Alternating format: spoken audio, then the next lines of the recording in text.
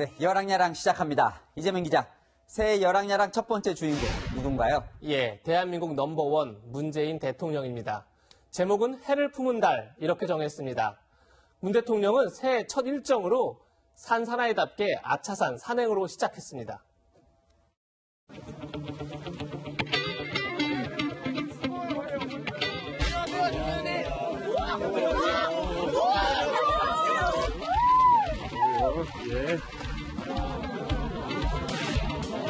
작년에 열심히 할 만큼 우리는 새해에 행복할 자격 있죠? 네. 대통령과 함께 이렇게 새해 맞이를 하게 되었으니 여러분 운수대통 하신 거 아니에요?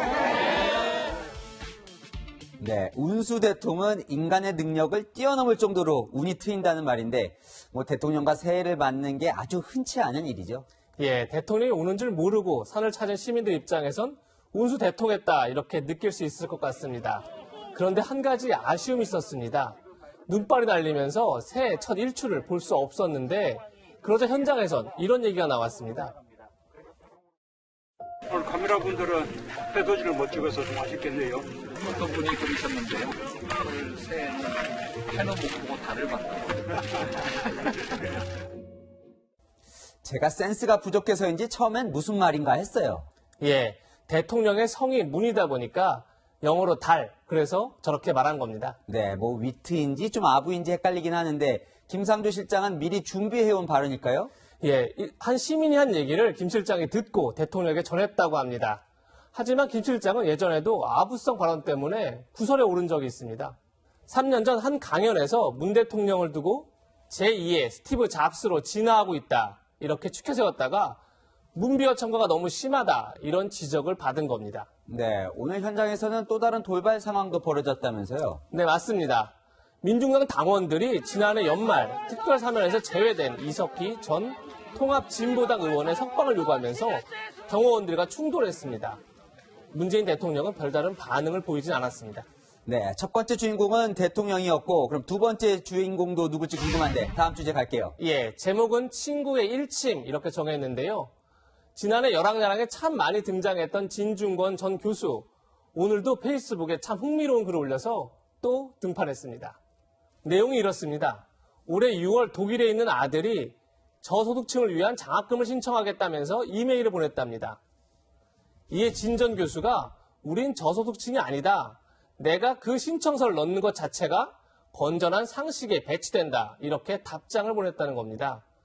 마지막 문장이 중요한데요. 진 전 교수는 공부 좀 못하면 어때요? 바르게 커야죠. 이렇게 글을 마쳤습니다. 동행코드 누굴 빗대 이 얘기를 했는지 짐작할 수 있겠죠? 네, 딸의 장학금이 논란이 됐던 조국 전 장관이 먼저 떠오르네요. 예, 누구라도 그렇게 느낄 것 같습니다. 어제 검찰이 조국 전 장관을 기소하면서 조 전 장관의 딸이 부산대 의학전문대학원에서 받은 장학금 1,200만 원 중 절반을 뇌물로 판단했죠.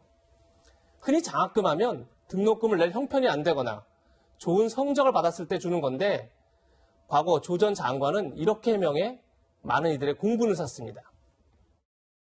확인해 보니까 낙제를 해서 저희 아이가 학교를 그만두려고 했기 때문에 격려 차원에서 줬다라고 그분이 말씀하시고 계신 걸 제가 보았습니다.